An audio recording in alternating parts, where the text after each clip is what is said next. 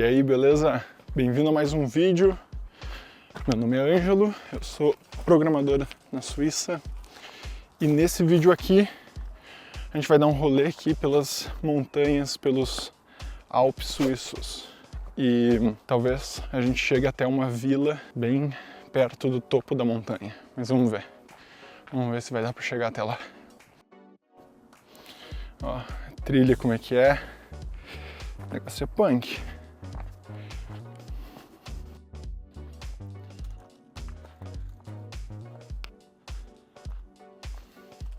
É muito bonito. Olhando o vídeo deve ser mais bonito ainda, porque não é tão cansativo. E acredite se quiser, a gente ainda tá no inverno. Mas eu tô aqui de manga curta, tá meio calor e nem parece. Eu acho que o mais legal é saber que essa aqui é só uma das montanhas, uma das várias montanhas aí que tem para subir e um dos milhares de caminhos que tem para fazer. Inclusive tem um caminho alpino lá para cima muito massa, só que tem que levar barraca e tem que dormir porque é muito longo. Eu sei que olhando assim para cima parece que ali é o topo, mas na verdade ela continua subindo assim para lá, né? Só não dá para ver o topo. E se a gente atravessar essa montanha aqui, a gente chega no cantão de Grisons. E tem muitos caminhos que dá pra fazer até lá e com certeza a gente vai fazer isso aí algum dia, só que tem que ter barraca e tem que estar mais equipado, porque afinal de contas tem que dormir lá no topo da montanha para poder atravessar pro outro lado.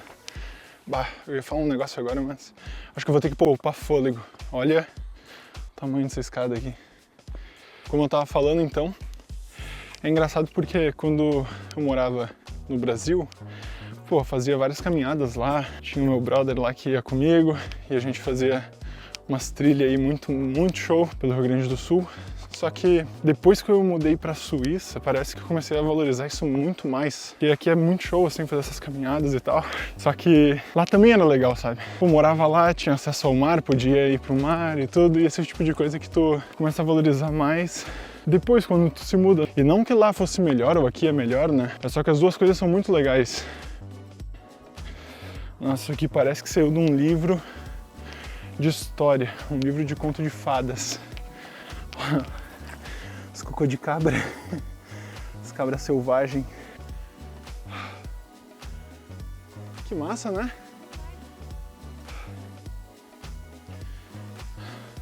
Olha, isso aqui, por exemplo, provavelmente os caras estão reformando. Se tu viu o vídeo de história que a gente fez numa igreja aqui, ali ó, aquela igreja lá, é uma igreja muito antiga, sei lá, de 1200, mil e qualquer coisa, e também tinha umas obras de arte, cara, tinha coisa lá que parecia pintura rupestre. Enfim, isso aqui também, né, e aí eles estavam reformando a igreja lá, conseguiram encontrar até uns artefatos antigos e tal, e talvez aqui eles estejam fazendo algo parecido. Ah, eu não sei tu, mas eu me amarro nessas coisas aí, detector de metal e tudo. E eu tava, inclusive, dando uma pesquisada tempos atrás, como é que funcionava na Suíça. E é muito difícil tu poder usar o detector de metal aqui. Tem, inclusive, um cara na Suíça, que esse cara, ele era fascinado por isso. Ele é lá de Basel, ou Berne, e ele conseguiu um detector de metal, comprou, não sabia que tipo, não podia, né? E o cara encontrou umas moedas romanas, quando ele era piazão, assim, tinha uns 14, 15 anos, e ele foi lá e entregou pro museu de Berne, uma coisa assim, quando ele era mais novo, né? Porque, pô, o cara tá se sentindo o cara, né? E os caras pegaram e deram uma puta de uma mijada nele.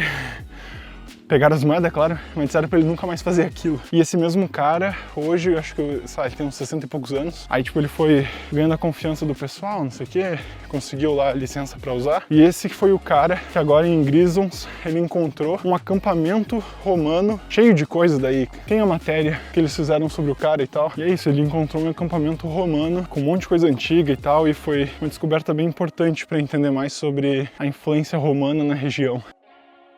E aí, sei lá, né? Eles falam que não é bom ficar todo mundo tendo acesso a um detector de metal para não estragar sítios arqueológicos e tal. Mas também se ninguém procurar, ninguém nunca vai descobrir, né? Aí, ó, a gente chegou numas placas aqui. E mais um lugarzinho bonito. Pô, acabei de ver ter um carro ali.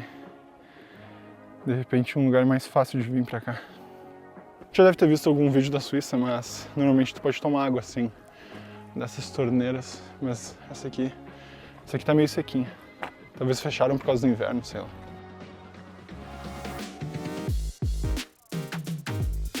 E se tu tem o sonho de vir para a Suíça, gostaria de morar aqui, eu não vou entrar muito em detalhes, mas tu pode fazer isso se tiver passaporte europeu e uma forma de se manter aqui, claro, né? Se tu já tiver dinheiro ou uma oportunidade de trabalho aqui, ou no caso de ter passaporte europeu, tu pode vir para cá, aplicar, procurar emprego depois. Enfim, a questão é, se tu tiver passaporte europeu é mais fácil. E se tu não tiver passaporte europeu, tem uma chance grande de tu ter direito ao passaporte europeu. E para isso, tu tem que ver a árvore genealógica. Assim, pode pagar consultoria, mas tu não precisa necessariamente fazer isso, tá? Tem uma plataforma chamada searchtree.org, que nessa plataforma tu consegue... Não tô fazendo propaganda em nada, não tô recebendo nada, só tô falando porque minha esposa usou e ela viu que ela tinha direito à cidadania de Luxemburgo. E nessa plataforma, basicamente, tu bota tuas informações lá, informação de parente, tu vai subindo tua árvore genealógica, até chegar em um momento em que a própria plataforma já tenha encontrado documentos. Porque que acontece, né? Vamos supor que tem um familiar aí, um alemão, que veio pro Brasil.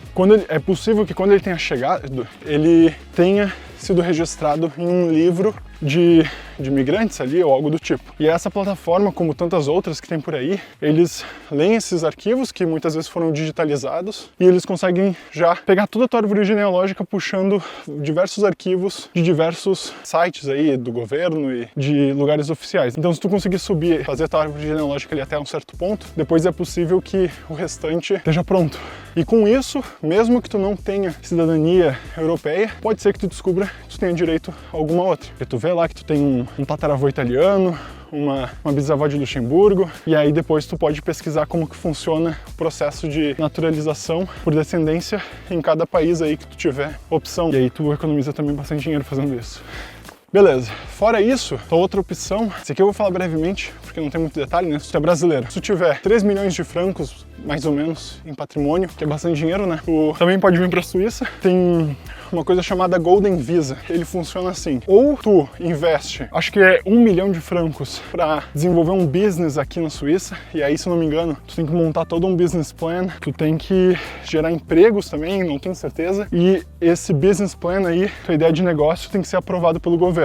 Mais ou menos assim, tá? Eu vou deixar ali nos comentários, faz um tempo que eu vi sobre essa parte do Golden Visa, mas a segunda parte, por isso que eu digo de tu ter uns 3 milhões ali, mais ou menos, de patrimônio, é que tu pode fazer um acordo e pagar 200 mil francos por ano em imposto. Então é assim, vamos supor que se tu tivesse, né, 100 milhões de francos, tu paga 200 mil de imposto por ano e pronto. Tu mora aqui, tu tem teu visto, faz o que tu quiser. Então, sim, é um baita negócio pra quem tem bastante dinheiro e quer morar num país como aqui. E dependendo do patrimônio que tiver, tipo assim, 20 milhões, e aí tu paga 200 mil de imposto, é uma merreca, né, bem dizer, vai dar tipo 1%, ou seja, muito pouco. Tem outros países que também possuem programas, talvez até mais interessantes, no sentido financeiro ali, né, mas tô falando especificamente se tu quiser vir pra Suíça. E tem a terceira opção. E essa terceira opção, eu diria que é a mais difícil, mas é o seguinte, se tu for brasileiro, tu tiver um trabalho bem especializado, trabalha aí com energia nuclear, tu, sei lá, tu é um super gerente aí, tu é um desenvolvedor sênior, staff em COBOL, tu é um desenvolvedor SAP, muito bom. Enfim, tu tem um trabalho bem específico, que tem demanda, tu consegue aplicar daí para vagas aqui, estando do Brasil, né, não precisaria vir até aqui. E dessa forma, se tu conseguir um emprego aqui, tu pode aplicar pro visto. Só que o que acontece, né, por que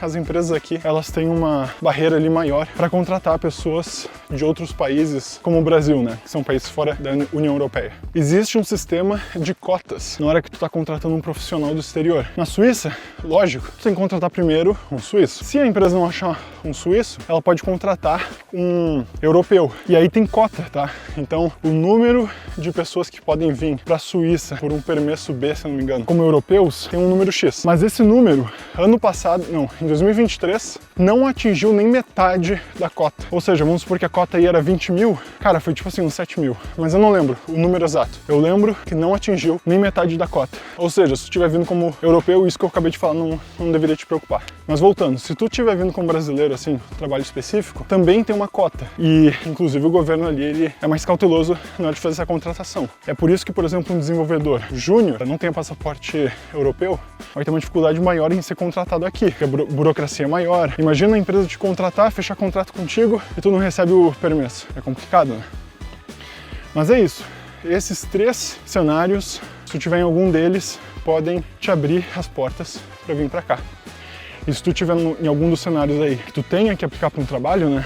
Porque, de novo, como europeu, se tu tiver o dinheiro para se manter aqui, não precisa ser milionário, mas se tu tiver a grana para se manter aqui sem precisar, lógico, de auxílio de governo nem nada, tu não precisa ter trabalho. Mas se tu precisar de trabalho, aí é bom também tu saber um idioma local, né? Não só inglês, se tu for desenvolvedor ou alguma coisa da área de TI, é bem provável que tu já saiba inglês, mas é importante que tu saiba também, sei lá, italiano, alemão, francês, romanche.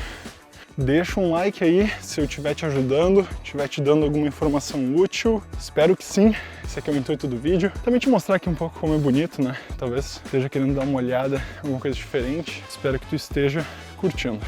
E se tu estiver curtindo os vídeos aqui do canal, tu tem assistido os outros vídeos, tu tá em algum desses cenários aí que eu te falei sobre quem pode vir pra Suíça, quem pode aplicar para um visto, e tu quer vir pra cá, eu te convido a dar uma olhada ali na área de membros do canal, porque ali eu posto muito mais informação útil para quem quer vir pra cá. Esse vídeo aqui a gente tá dando mais um passeio, mas se o teu caso for de alguém que de fato vai vir pra cá, dá uma olhada no vídeo introdutório da área de membros. Mas vamos lá, feito o meu jabá, a gente ainda tem um longo caminho até a vila.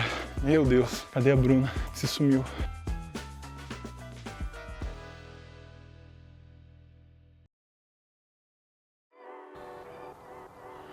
Diz a Bruna que tem cabra aqui. Vai lá, ó. Bom, galera, a gente chegou na vila. Nossa, muito lindo. Benvenuto a Piacenza. Talvez seja até uma capana isso aqui que tu pode, tipo, dormir aqui, sei lá. Olha lá. Ó, alguém fez fogo aqui.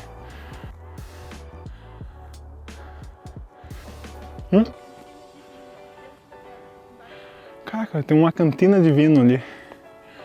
Que massa. Olha só, isso aqui é muito bonito. Aí a gente chegou na vila. Bah, deu uma canseira. Bonito, né? Lindo. A vila, no caso, não eu. Vamos ver a cantina de vinho. Ah, parece da hora.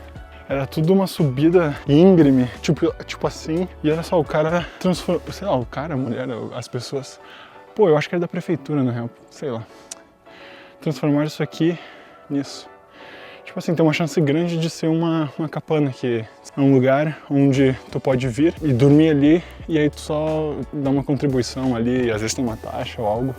E normalmente tem água, luz, nem sempre, é mantido por um ou dois responsáveis, assim, sabe? E olha só, isso aqui provavelmente é um L-ponto, porque é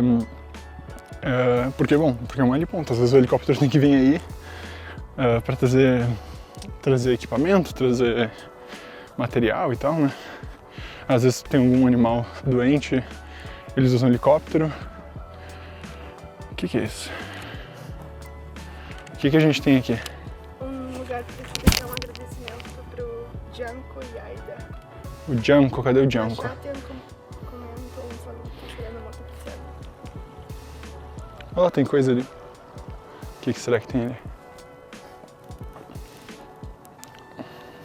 Um sino das vacas. Ah, eu acho que isso aqui era um portão, acho que não era pra ter dado a volta como eu fiz.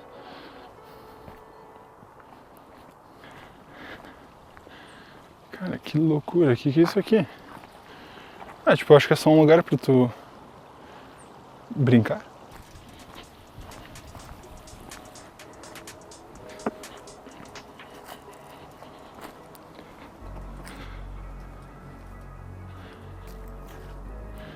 Uma mesinha ali, ó. Que interessante.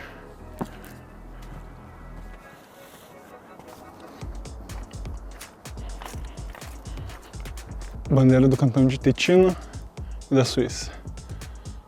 Ah, e aqui da cidade. Olha isso.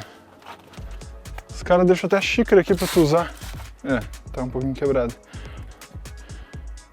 Tipo assim, não dá pra dizer que tá que tá bem certinho, né? Pô, tem até lixo ali. Sacanagem. Tá bem melhor do que deveria estar, né? Tipo, pra estar no meio da montanha aqui, no meio do nada. Qual que é a vista aqui?